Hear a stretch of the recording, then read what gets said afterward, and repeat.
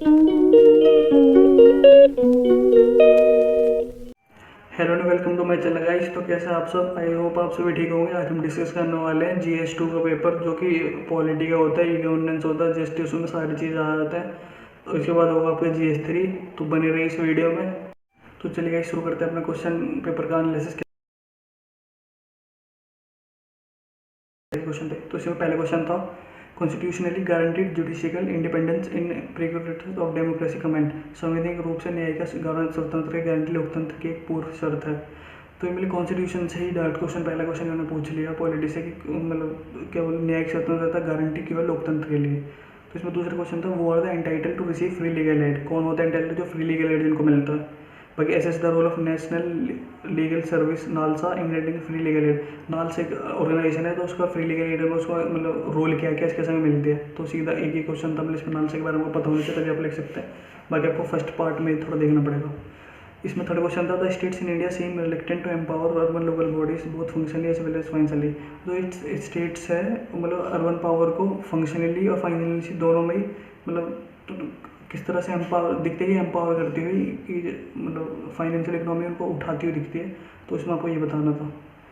Compare and contrast the British and Indian approaches to parliamentary sovereignty. Parliamentary sovereignty जो होती है उसमें आपको कंपेयर करना था इंडियन और ब्रिटिश कॉन्स्टिट्यूशन, और उन दोनों की कंट्रीज़ को एक साइड रख के कि कंपेयर करो कौन सी ज़्यादा क्या करती है।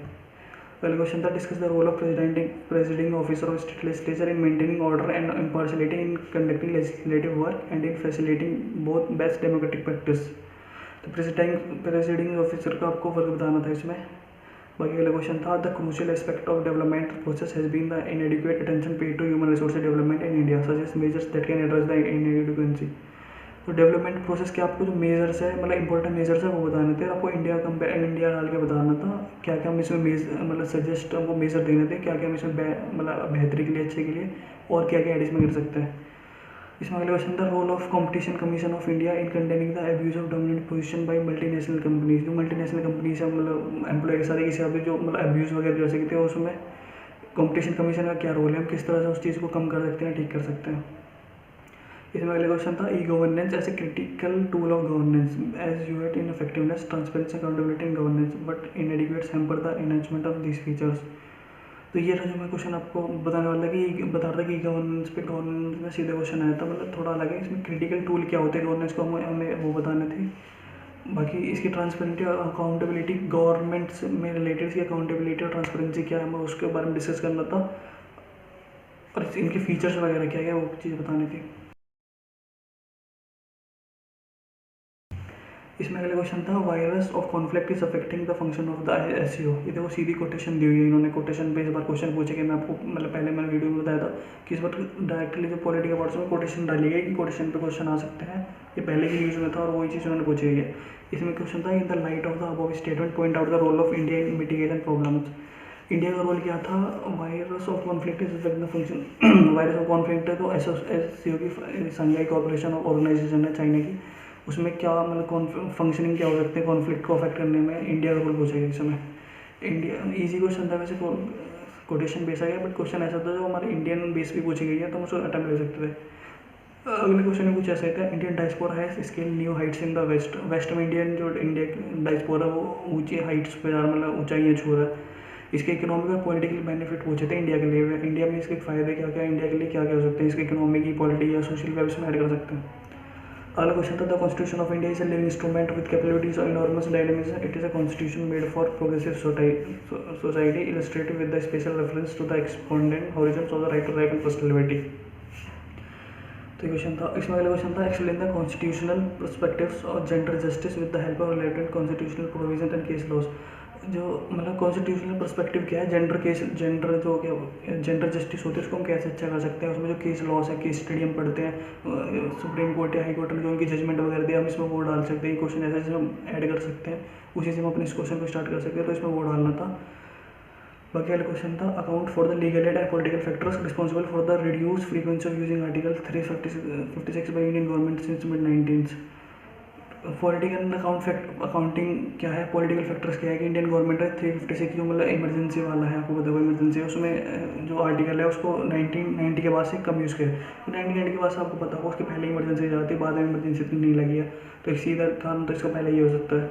बाकी स्टेबल गवर्नमेंट रही है, ज़्यादा लड़ाई वगैरह नहीं हुई है, नॉन कॉन्फिडेंस वगैरह ज़्यादा नहीं हुआ है, देश में मुद्दे ज़्यादा नहीं बढ़े हैं, मतलब टेररिज्म रहा है बट लोगों में आफत वगैरह नहीं मची है, तो हम इसमें ये डाल सकते हैं। आगे क्या लगता है, discuss the contribution civil society groups for women effective and meaningful participation representation state legislature. Civil society groups का वुमेन की इफेक्टिवनेस मतलब लेजिस्लेचर वगैरह में मतलब किस तरह बढ़ सकती है, उनका रोल क्या है, वुमेन की लेजिस्लेचर बढ़ाने में क्या योगदान है सिविल सोसाइटी का। तो ये मतलब जनरल जो हम सोसाइटी में रहते हैं हमारा क्या योगदान है कि वुमेन्स को ऊपर ले जाए। और हमने देखा बहुत से विलेजेस में पंचायत में भी जो प्रधान होते हैं ग्राम सरपंच, वो बहुत विलेजेस में जो मतलब SC ST है उनको भी दिया गया है, तो वुमेन्स को मतलब ऊपर ले जाया गया है। अगला क्वेश्चन था, explain the significance of 101 constitutional amendment act. 101 जो constitution amendment 101 constitutional amendment act है उसका सिग्निफिकेंस क्या है, हमको वो बताना था। जो GST वगैरह इसमें ऐड हुआ था, ये बोला था मतलब 2017 में ऐड हुआ था, जुलाई में 17 जुलाई 2 या 17 जुलाई को ऐड हुआ था GST। तो उसका पूरा टोटल GST पे क्वेश्चन था ये।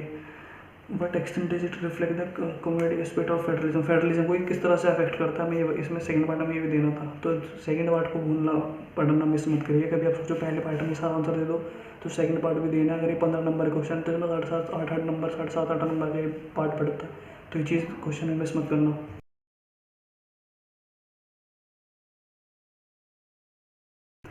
Explain the structure of parliamentary committee system. Parliamentary committee system जो होता है, जो इतनी सारी कमेटीज है, पार्लियामेंट की कमेटी है, माइनर कमेटी, मेजर कमेटी, उनका स्ट्रक्चर क्या है वो बताना था हमें। How have the financial committee help in institutionalisation of Indian parliament. Financial committee और इंडियन पार्लियामेंट की इंस्टीट्यूशनलाइजेशन में किस तरह से हेल्प करते हैं वो बताना था। फिर इसमें अगला क्वेश्चन था, development and welfare schemes for the vulnerable by its nature and discrimination in approach, do you agree. जो डेवलपमेंट है वो वेलफेयर स्कीम्स है, वो वल्नरेबल के मतलब नेचर में या डिस्क्रिमिनेशन में क्या रोल करते हैं, कोई इसमें अप्रोच लगती है, हमें इस पर अपने व्यू देने कि हमें क्या लगता है इसमें, ताकि हम आसपास देखते भी है तो मतलब इसका फ़ायदा या नुकसान है या किसी बेनिफिट करती है या नुकसान करते हैं, वो चीज़ इसमें बतानी थी।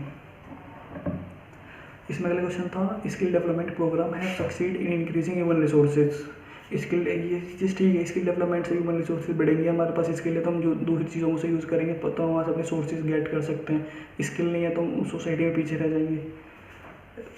तो in the context of statement analyse the linkages between education skill and employment. तो इसमें सेकंड पार्ट में दिया हुआ है कि लिंक करें एजुकेशन स्किल और एम्प्लॉयमेंट को, किस तरह से हम ये चीज़ कर सकते हैं, तीनों को लिंक करके देना। तो इससे आंसर थोड़ा और ईजी हम कर सकते हैं इसे।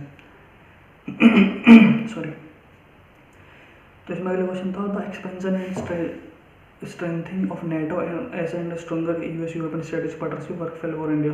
जो नेटो के साथ पार्टनरशिप है स्ट्रॉन्ग यूरोप के साथ, वो पार्टनरशिप हमारे इंडिया के अच्छे के लिए कैसे फायदा कर सकती है। तो ये IR का क्वेश्चन था। नेटो न्यूज़ में रहता ही है, US भी मतलब न्यूज़ में रहता ही है। यूरोप के लिए मैं थोड़ा देखना था हमारी इसमें क्या ओपिनियन है, अपनी ओपिनियन देनी, तो हम इसमें एग्जाम्पल देने थे कि नेटो और US यूरोप है वो मतलब किस तरह से इंडिया के लिए उनका फ़ायदा क्या हो सकता है कि डील वगैरह मिल सकती है, GDP में फ़ायदा कर सकते हैं, सोर्सेज हमें दिला सकते हैं। US से हमारा अच्छा है, मतलब ट्रेड वगैरह भी अच्छा है, सेकंड ऐसा है पूरे वर्ल्ड में, और प्लस क्या बोलते हैं रिलीजन में हमारे उससे अच्छे हैं। नेटो भी नॉन ट्रीटी ऑर्गेनाइजेशन है, वो भी हेल्प करती है। बाकी इसमें लास्ट क्वेश्चन था guys, sea is an important component of the cosmos. समुद्र ब्रह्मांड का एक महत्वपूर्ण घटक है जी, ये क्वेश्चन भी इंपॉर्टेंट था। समुद्र एक ब्रह्मांड का इंपॉर्टेंट है कॉस्मो का। तो ये क्वेश्चन मतलब इसका लास्ट था, इसमें भी एक कोटेशन इन्होंने दी थी, फिर इसमें इन्होंने पूछा था डिस्कस ऑन द लाइट। इस पर लाइट मतलब ध्यान देते हुए बताइए। इसमें इंटरनेशनल मैरीटाइम ऑर्गेनाइजेशन जो मैंने सबसे पहले आपको बताया था, उसको protecting environment and enhancing maritime system. इसमें जो IM हुआ है इंटरनेशनल मैरीटाइम ऑर्गेनाइजेशन, वो किस तरह से सी को बचाता है, किस तरह से उसके एनवायरमेंट से प्रोटेक्शन करता है, किस तरह से मतलब उसकी सेफ्टी को बढ़ाता है, सिक्योरिटी को बढ़ाता है। तो बाकी टेररिज्म की एक्टिविटी जो मैरीटाइम की उससे होती है, इनको बचाता है। बाकी फिशिंग वगैरह लोग करते हैं, फिश वगैरह मारते हैं वहाँ पे, ये चीज़ है। तो ये बार मतलब GS2 का ये मैं पेपर आपको दिखा दूँगा, स्क्रीन पे पेपर भी आपको देखने को मिलेगा, आप खुद ही पढ़ सकते हैं, हिंदी में भी आप पढ़ सकते हैं, इंग्लिश में पढ़ना चाहिए इंग्लिश में पढ़ सकते हैं।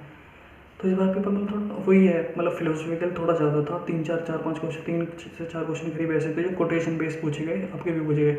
इस पेपर में भी थोड़ा GS1 का मुझे लगा, मतलब लोगों को भी लगा, मुझे भी ये लगा कि मतलब जनरल फील्ड से क्वेश्चन ज़्यादा है, अगर आप जनरल फील्ड देखते रहते हैं। और IR का थोड़ा इसमें थोड़ा मुझे ज़्यादा लगा। बाकी वही सेम क्वेश्चन यहाँ पर आते हैं, वल्नरेबल सोसाइटी से, वुमेन ऑर्गेनाइजेशन से, पॉलिटी के कॉन्स्टिट्यूशन से, अदर कंट्रीज के कॉन्स्टिट्यूशन कंपेरिजन में थोड़ा रिलेटेबल क्वेश्चन आते हैं। गवर्नेंस पे भी गवर्नेंस के क्वेश्चन मतलब पिछले 2-3 सालों से देखने को मिल रहे हैं। बाकी वही था, सेम लेवल का पेपर था लास्ट ईयर से। तो गाइस अगर आपको वीडियो पसंद आई तो प्लीज़ लाइक शेयर सब्सक्राइब करेगा। हम लेके आएंगे अगले वीडियो में GS3 और GS4 के लिए भी, जो कि पेपर होने वाले हैं कल। तो मिलते हैं आपसे अगले वीडियो में। Thank you.